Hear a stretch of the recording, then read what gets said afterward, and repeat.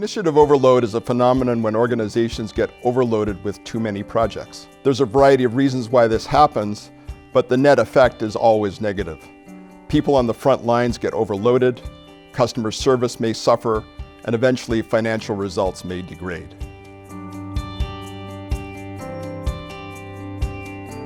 It was really a delight to work with my colleague Rose Hollister to do the research and writing of the article, Too Many Projects.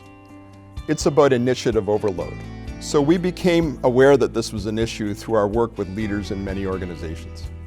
For Rose, she was leading the Leadership Institute at McDonald's and getting in connection with many leaders that were facing these sorts of issues, and that led to this sort of concerted effort to reduce the impact of initiatives on the organization.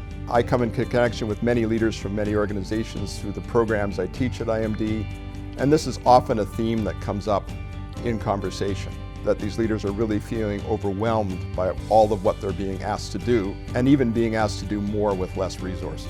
Having identified that this was an issue, we then conducted a series of interviews and supporting surveys to validate that in many organizations this was in fact a serious issue. The problem with initiative overload is becoming more and more common. One of the main reasons is that organizations are leaning themselves out, flattening their hierarchies, and trying to do more with less. Of course, this can be productive, but if there are too many projects going on, organizations can get spread way too thin. We've developed a step-by-step process to help organizations assess whether they have an issue with initiative overload, and if so, what to do about it.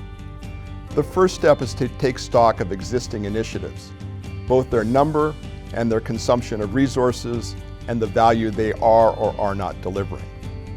If you find there are too many going on, the next step is to enlist the senior leadership team in a concerted effort to cull out unnecessary initiatives and put in place processes to prevent it from happening in the future.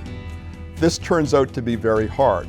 It requires serious, dedicated senior leadership time to sit in a room collectively and decide what's really going to be killed, and then follow through and make it happen. Then there are some things you can do to really help prevent it from happening again. One is to make sure that every new initiative has a sunset clause, a time when a rigorous evaluation is done of whether it should end or not. A second thing to do is to make sure that resourcing requirements are included and committed as part of each initiative you undertake. And finally, it's important to create a new culture.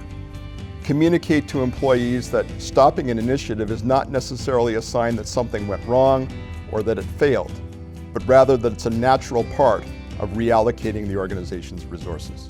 One classic example we encountered was a global real estate firm. Over time, they had launched initiative after initiative to the point where the organization was really struggling.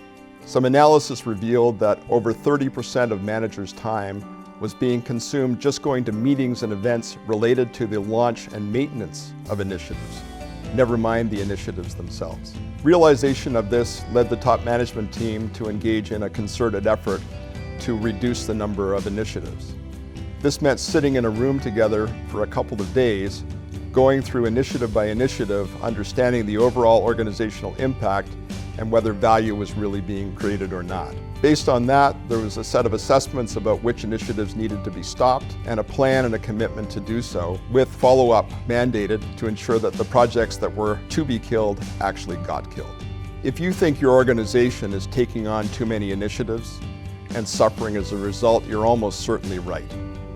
The question really is what to do about it. And the answer is to carefully understand the magnitude of the problem and enlist senior leadership to do something about it.